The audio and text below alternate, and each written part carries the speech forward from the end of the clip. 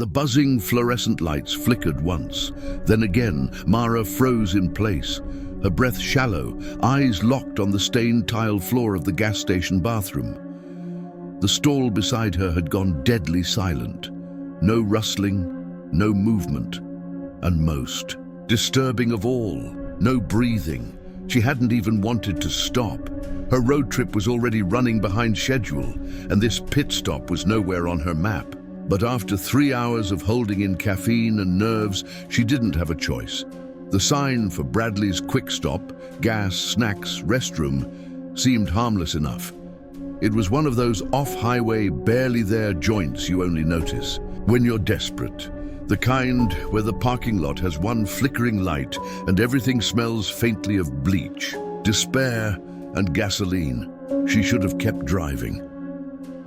Mara reached for her phone in her jacket pocket, but it buzzed once and slipped from her grasp, clattering to the grimy tile floor and sliding just far enough under the stall divider to cross into the next stall. She cursed under her breath. Great! A second of hesitation, then two. Her fingers inched under the divider. Before she could touch her phone, she noticed the boots. Brown, mud-caked, still, facing directly toward her. Her pulse stuttered. "Excuse me," she said softly. No response. She bent lower. That's when she realized his pants were pulled around his ankles, and he wasn't moving at all. No twitch, no shuffle, not even the rise and fall of breath, and something else. His hands. They were splayed out at his sides, unnaturally flat, like they'd been dropped there, like she jerked back, heart hammering against her ribs. Was he sleeping? Unconscious? Dead? Another flicker of light. Mara grabbed a wad of toilet paper and reached under again to snatch her phone. Her fingers grazed it, then froze. There was something sticky on the floor, dark, thick, not water. She pulled back, shaking, breath hitched. She knew blood when she saw it. She backed away from the stall door, not even bothering to zip her jacket, and burst out into the cold air of the station's main store. "Hello?" she called, voice shaking. No Clark, no radio music, just the hum of a drink cooler and the far-off clunk of a ceiling fan. The cashier who'd nodded when she walked in, gone. She turned to the parking lot, empty. The only car in sight was hers, her rental SUV parked right near the entrance. Her mind raced. This wasn't right. Something was off. And worst of all, the silence. There wasn't even a road hum. From the highway, she pulled out her phone, finally in her hand again, thumb hovering over the 911 dial. Just as she hit the button, a voice broke the stillness. "You okay, miss?" She spun around. A tall man stood near the bathroom hallway. Thin, late 40s maybe. Truck driver by the look of him. Greasy cap, denim jacket, calloused hands. She started but faltered. Something about him made her skin crawl. His eyes, too kind, too calm. She hesitated. "There's someone in the bathroom. I think he's dead." The man's face didn't change. He didn't blink. Then, slowly, he stepped forward. "You shouldn't be back there," he said quietly. Mara took a step back. "What?" He reached into his jacket. Her breath caught. Was that a flash of silver? No, not a weapon. Keys. "Don't worry," he said. "I'll check it out. You go wait in your car, lock the doors." Something about the way he said it, the quiet, the command, made her legs obey before her brain did. She backed toward the door, pushed it open, and walked quickly to her SUV. She climbed in, locked the doors, and sat there staring through the windshield as the man disappeared down the hallway. 5 minutes passed. Then 10. No sign of him. Her gut screamed. She turned the key. The engine didn't start. She tried again. Click, nothing. A third time, still nothing. She reached for her phone. No signal. Mara felt the cold creep into her chest like a fist tightening around her lungs. She wasn't stupid. Something was seriously wrong. And she was alone, totally alone, except her eyes drifted back to the store entrance. Someone was watching her through the cracked blinds behind the counter, a sliver of face. Not the man from before, someone else. eyes wide and unblinking. Mara's hand flew to the driver's side handle. Locked. She fumbled, heart pounding, trying the ignition again. Click, click. Then, just as suddenly, the lights in the store went out, every single one, total black. Then the bathroom light flickered once more, visible only through the narrow hallway window, and cut out too. Darkness swallowed the entire building. She didn't. Wait! Mara yanked open the glove box and pulled out the small flashlight she always kept on road trips. Her hands were trembling as she stepped out of the car, swung the light around the lot, and sprinted toward the highway. Her shoes scraped gravel, her lungs burned. That's when she heard it, footsteps behind her, running. She didn't look back, just ran. The trees lining the road blurred past. Headlights in the distance. Yes, finally, a truck. She waved frantically, screaming, the flashlight beam wild and flickering. The truck swerved, stopped. She reached the passenger side and yanked the door. Locked! Please, she cried. Please let me in. The window rolled down a few inches. Where? You headed, miss? A gruff voice asked. Anywhere but here. The door unlocked. She jumped in, heart racing, and slammed the door behind her. She barely registered the driver. Middle-aged, dark beard, faded eyes. You don't know what's happening here, she gasped. There's a dead body. That gas station, someone's watching. My car won't start. The driver nodded, slowly. I know, she stared. What do you mean? You know? The truck started moving. He didn't answer for a long moment. Then he said, You're not the first one. Mara's stomach dropped. She gripped the door handle. What the hell? Does that mean? He looked at her. That place, the quick stop, every few years, someone disappears. And the ones who come out alive, he paused. They never talk the same again. Her throat tightened. Why not call the police? They own the police, kid. That town, Bradley, it's been rotten since the 80s. You're lucky you got out. She stared out the window. Trees, dark roads, nothing else. He added, I'll take you to the next station. You can use the landline there. Call whoever you need. Mara nodded. She didn't know what else to do. 20 minutes passed in silence. Then she saw it again. A sign. Bradley's Quick Stop. Gas, snacks, restroom. Her blood froze. No, she whispered. That can't be. But the sign was there. Identical. Same logo, same colors, same crack in the queue. She sat up straight. What the hell is this? The driver didn't look at her, just said, We're here. She looked at him. You said we were leaving Bradley. We did, he said quietly, but some things follow. The truck stopped. He turned to her, and this time, his eyes weren't the same. They were pitch black and smiling. Mara screamed and lunged for the door handle. Locked. The truck sat still, engine humming, but the world outside, the twisted version of Bradley's Quick Stop, looked wrong. Warped, as if someone had copied the original gas station and left it in a dream or a nightmare. Let me out, she shrieked, slamming her fist against the glass. The driver turned his face toward her. Again, those eyes, pitch black, glistening, watched her with cold amusement. She grabbed the flashlight from her jacket pocket and swung. Crack. The beam caught him across the cheek. He didn't flinch, didn't bleed, just slowly raised a hand, his skin pale and rubbery, like wax stretched over bone. Let me out. The second blow landed squarely on his temple. This time he twitched. For a second his head jerked sideways, like a puppet cut from its strings. Mara didn't wait. She shoved her elbow into the door, and by some miracle, the lock popped. The door flew open. She tumbled out onto the asphalt, knees scraping the pavement. The flashlight clattered away into the dark.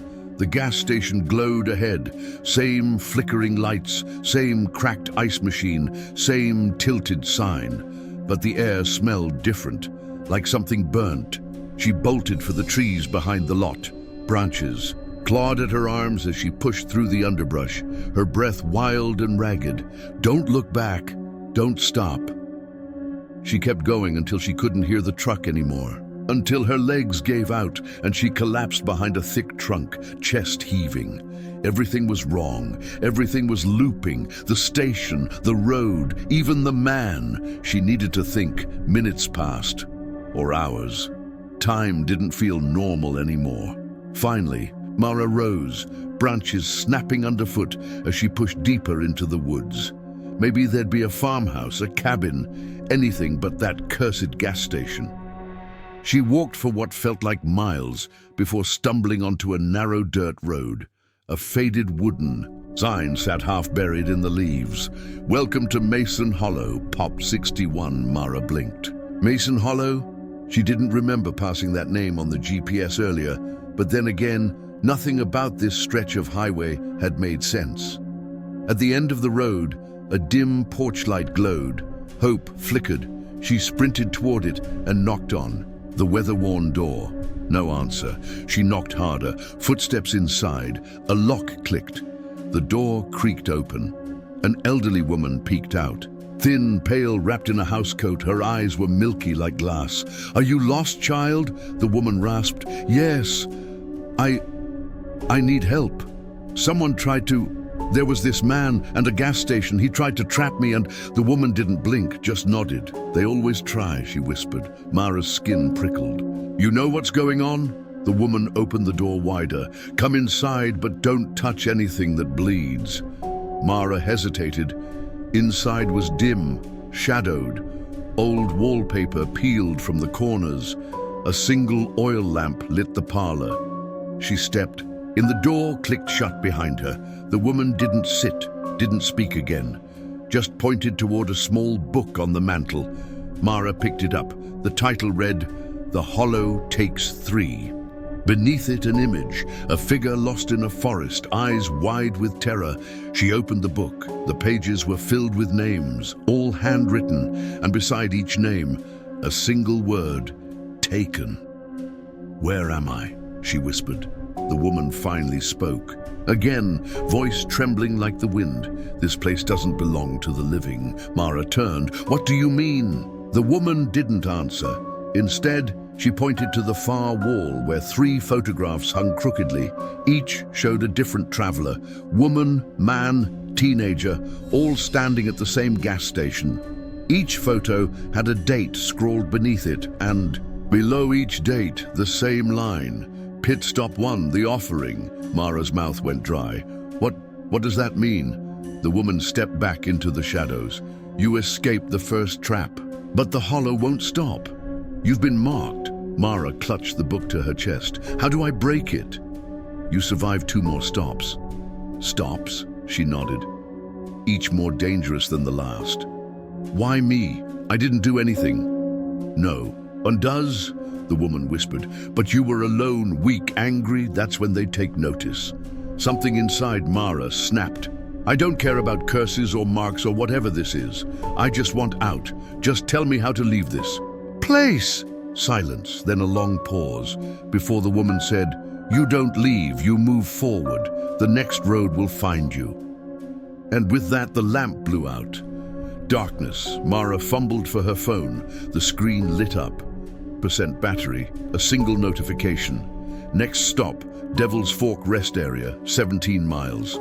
Then the battery died. She blinked. The house was gone. She stood alone. At the edge of a gravel path, moonlight dim overhead. Her car, her SUV, was parked nearby. Keys in the ignition, waiting. Mara approached slowly, every part of her screaming no. But she knew she had no choice. This was it. Pit stop 2. She climbed in, turned the key. It roared to life. Radio static crackled, then a voice, raspy, familiar. "We'll be waiting." Mara gripped the steering wheel, so hard her knuckles turned white. Devil's Fork Rest Area, 17 miles. The words burned in her mind like a curse. The GPS was dead. Her phone was dead. But somehow, the dash screen glitched and began to guide her anyway. A blood-red route flashing through black static. Outside, the road was too quiet. The moon too low. And every tree that passed seemed to lean closer. She didn't remember driving.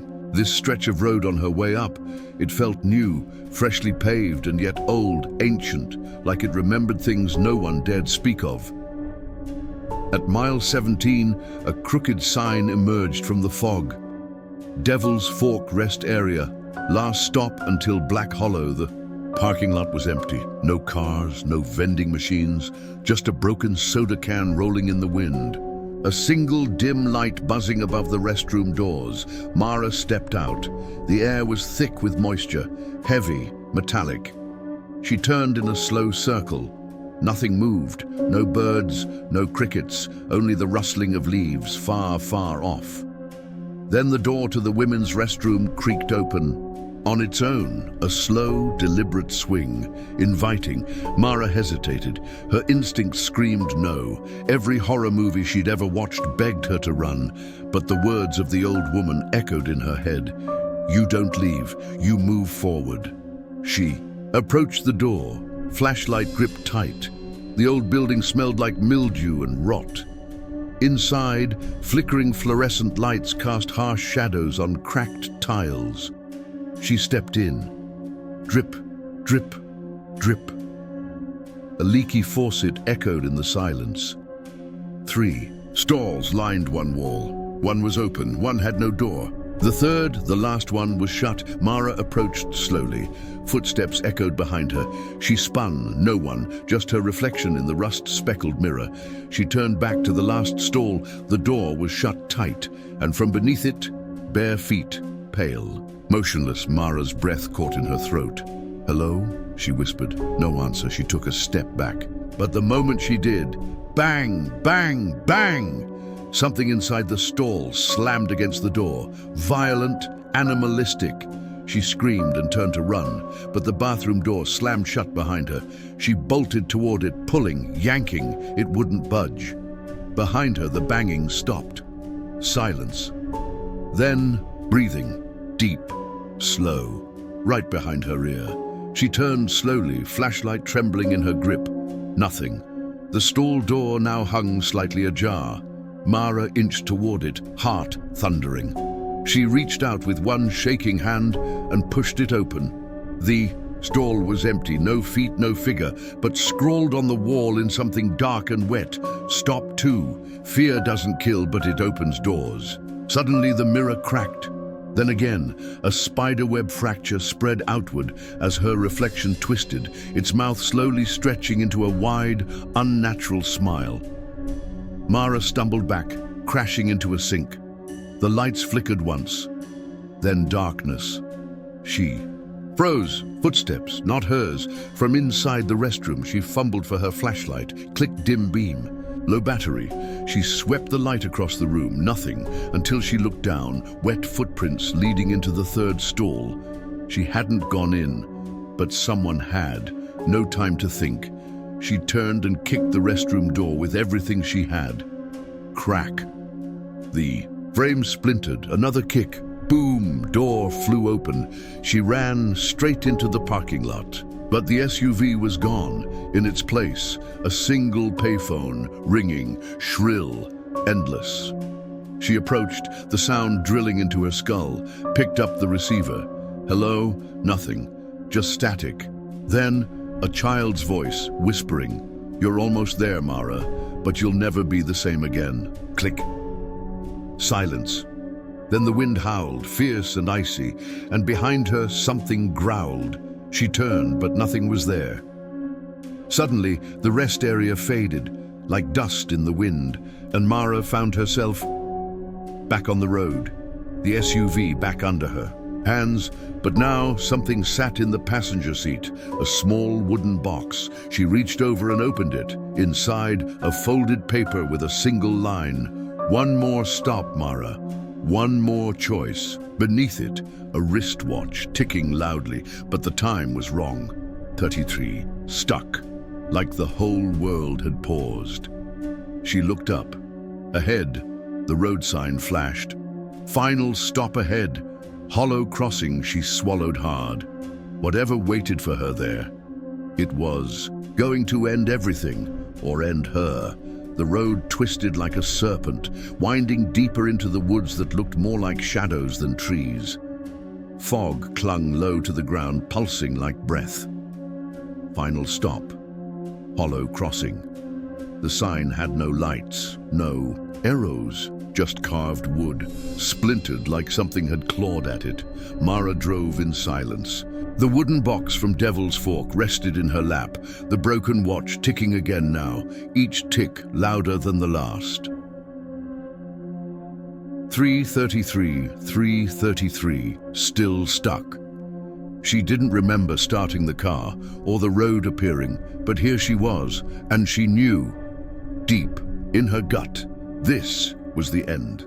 The path narrowed, Mara's headlights dimmed, though she hadn't touched the switch. The car sputtered, stopped, dead. She stepped out, her boots crunched on gravel. The fog thickened, swirling around her like it knew her name. Ahead, a single gas station flickered into view, old, deserted. But the sign glowed. Welcome to Hollow Crossing, where truth burns. She crossed the lot. Every step felt wrong, like the ground shifted beneath her in whispers. The station door was slightly open. She pushed it gently. The bell overhead didn't ring. No clerk, no shelves, just pictures, hundreds of them. Taped to the walls, hanging from the ceiling, photos of people, men, women, children, some screaming, some sleeping. One thing in common. All were taken inside bathrooms, rest stops, and gas stations, and Mara was in one of them, her back turned. Standing outside the same Devil's Fork restroom, she recoiled, heart pounding. A low radio crackled to life behind the counter, a voice.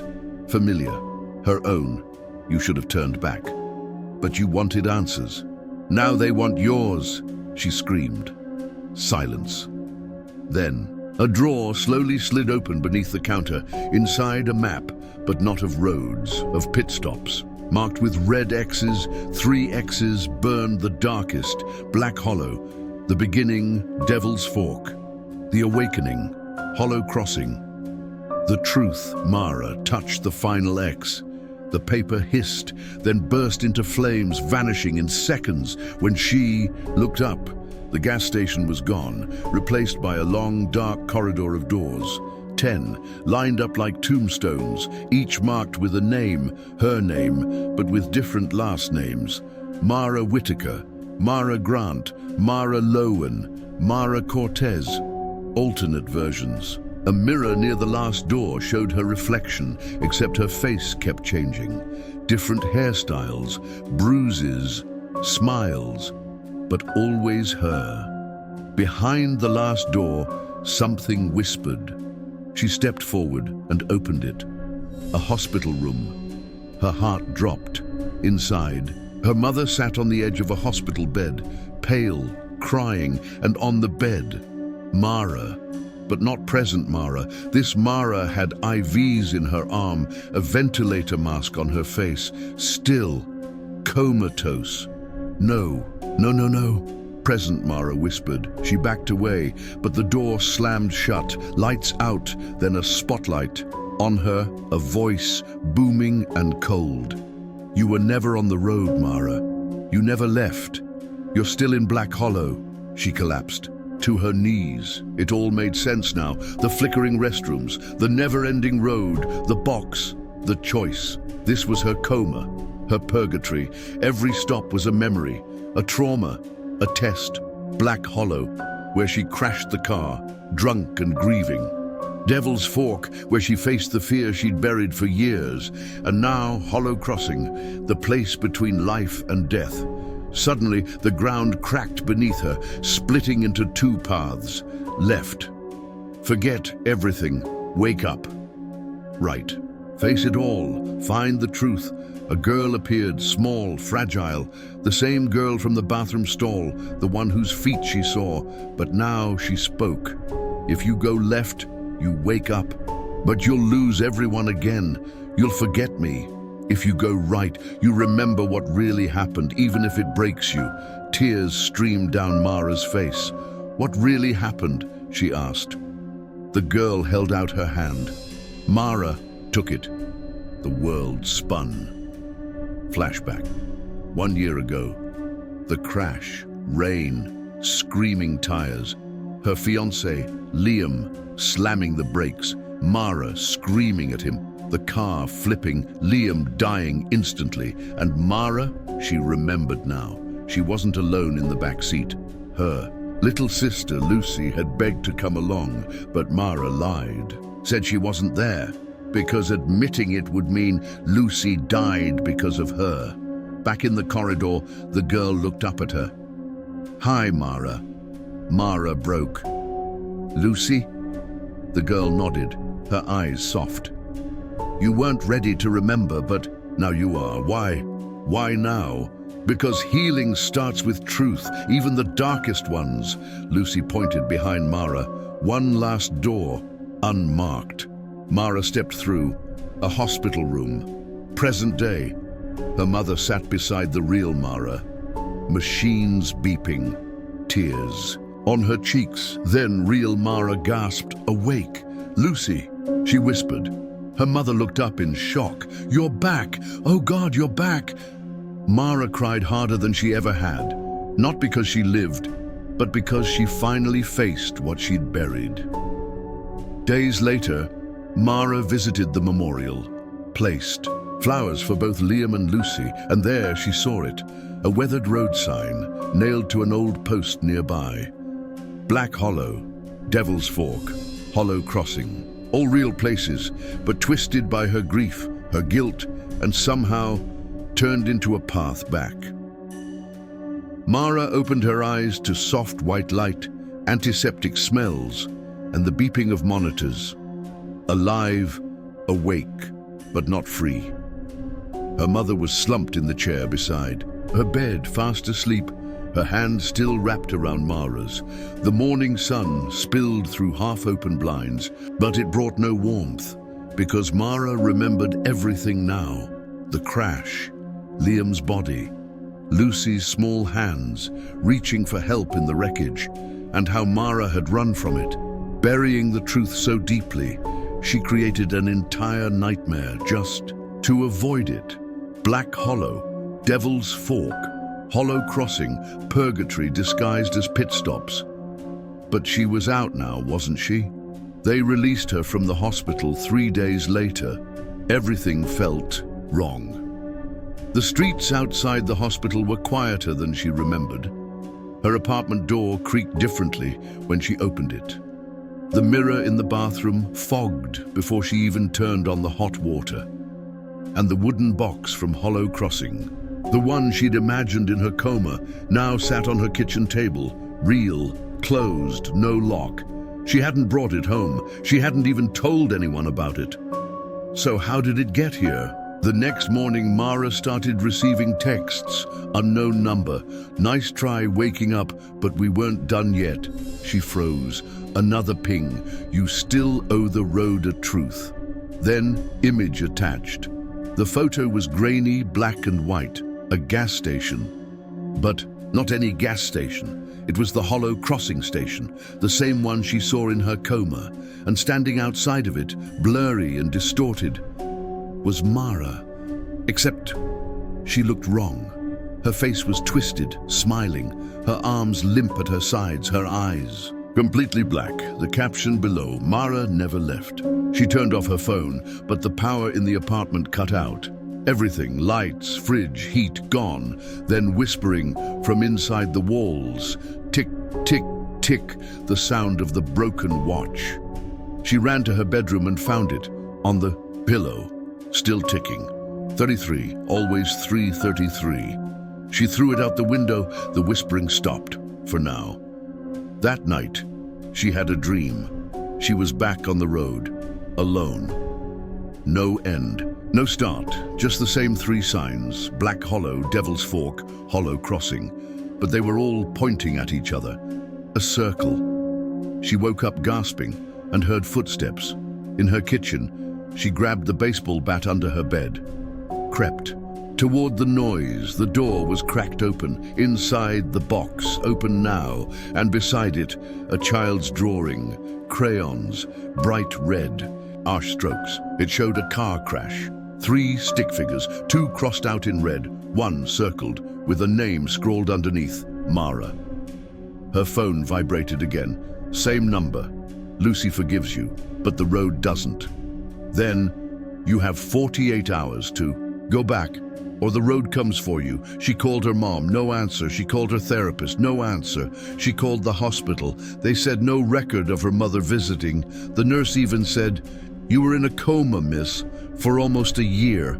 No one came to see you." But she remembered the warm hand, the tears, the voice whispering, "You're back." So who? Her door creaked open again. This time, no wind, just darkness. Something invisible moved across her floor, disturbing dust like crawling fingers. She screamed and slammed the door shut. Then a knock from the other side. 1, 2, 3 knocks. Then silence. She couldn't stay. There was only one thing to do. Go back. She drove for hours without knowing where she was going, until she saw it. Gas station.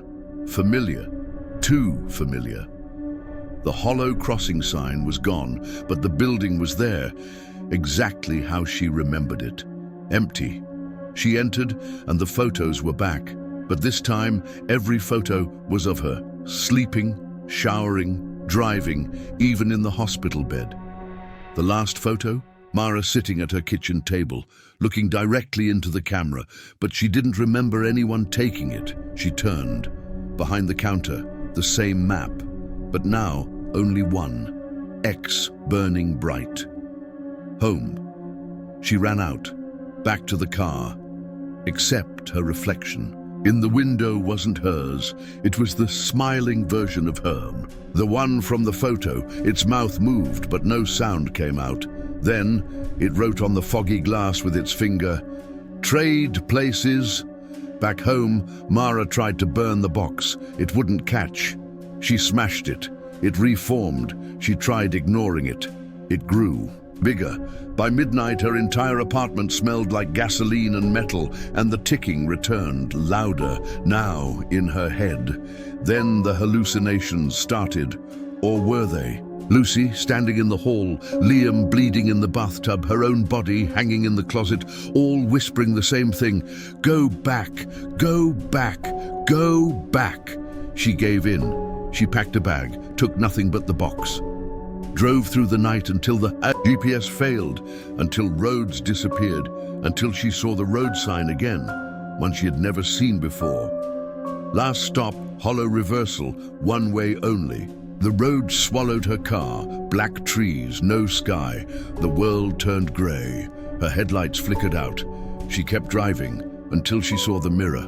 In the middle of the road, she stepped out, looked in, and saw the other Mara, still smiling, except now, it was free. The real Mara turned around and saw her own body, limp in the car, the engine idling, her eyes wide open, but she wasn't breathing, she hadn't returned.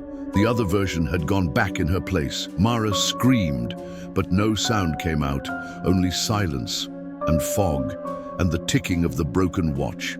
Now, inside her chest. 33, forever. Mara was no longer alive, but she wasn't dead either. She stood in the fog where the mirror had vanished, where her reflection, her darker half, had escaped. Around her, the road pulsed faintly, as if breathing. She tried to scream, but no sound came out. Not here, not in this place. This was between. A space made of guilt and secrets, a space built for people like her. The ones who lied to survive, the ones who ran. Suddenly a voice whispered from behind, "You finally stopped running." Mara turned. Lucy. The child stood barefoot on the black asphalt, wearing the same flowered dress from the crash. Her eyes were clear, gentle, not accusing, just sad. "I tried to save you," Mara whispered. "I wanted to, but I froze." Lucy nodded. "You didn't want to see it. I was a coward." "No," Lucy said softly. "You were human." Behind Lucy, the air shimmered, forming a doorway of blinding light. Mara stepped toward it, but Lucy shook her head. "That's not your door." From the other side, footsteps, Liam bloodied, limp but standing. His jaw was broken, his neck bent wrong, and yet he smiled. "You get one chance, Mara, just one." "To do what?" to choose what matters more, your peace or the truth. Mara looked around. I already know the truth. No, Liam said. You know your truth, the version that makes you the survivor. His voice changed, deeper, like a chorus. But the road remembers everything. The world twisted. Suddenly Mara stood inside her old apartment, but it wasn't empty. Her other self was there, the smiling one, living her life, wearing her face, cooking dinner, laughing on video calls. Fake, perfect, soulless. Mara stared, heart pounding. This thing had stolen her life, her name, her freedom. It turned and looked at her, smirking. Then it whispered, "You traded, you don't get to take it back." And then from behind, the box appeared again, open, a piece of paper inside, a single sentence scrawled in crimson. "Someone has to burn." Mara reached into the box. This time it didn't hurt. Her hand closed around something cold and metal, a key, but not for a door, a car key. The road began to rumble beneath her. She turned, and the black sedan from the night of the crash was parked behind her, somehow fully restored, shining, waiting. She understood. The only way out was to finish the drive, but not alone. As she stepped into the driver's seat, the passenger door opened on its own. Lucy climbed in. Liam appeared in the back, their eyes locked on hers. No accusations, just readiness. Behind her, the smiling Mara appeared in the mirror, watching, waiting. If Mara drove forward, she was choosing to destroy the lie, to reclaim her life, but at a cost. Lucy whispered, "We'll burn the road together." The engine roared to life. She pressed the gas, and the road opened beneath them, fire licking at the tires, screams in the wind. Each mile flashed memories, the crash, the panic, the moment she ran from the wreck, leaving them behind. The years of silence, the fake smile, the therapy she never finished, the truth she buried. Mile after mile, the car moved faster, the road narrowing, time folding, until she saw the tree, the one they crashed into. This time she didn't swerve. She hit it head on. Glass shattered, metal crunched. But when the dust cleared, she was still alive. The car was gone, the road gone. But she was standing on a grassy hill, overlooking a cemetery, and in front of her, 2 gravestones.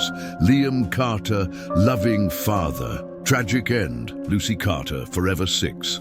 A light that never went out, and beside them, an open space, no name yet, but freshly dug, waiting. A woman walked up beside her, grey hair, strong eyes, Mara's mother. "You remember now," she said. Mara nodded, her voice returned. "I ran, I left them, I built a life on a lie." "No, you suffered, you survived, but you never healed." Tears rolled down her cheeks. "What do I do now?" Her mother held her hand. "Bury the lie, then live honestly." That night, Mara returned home, to her home. The box was gone. The mirror reflected only her. The watch no longer ticked, but every year, on the anniversary of the crash, she visited their graves, left a small flower, whispered a promise. "I remember. I remember the road, I don't run anymore." And sometimes, when she's walking back to her car, she hears Lucy's voice in the wind. "We made it out," and she smiles, not the hollow, fake smile from before, a real one, because finally, the road let her go, the end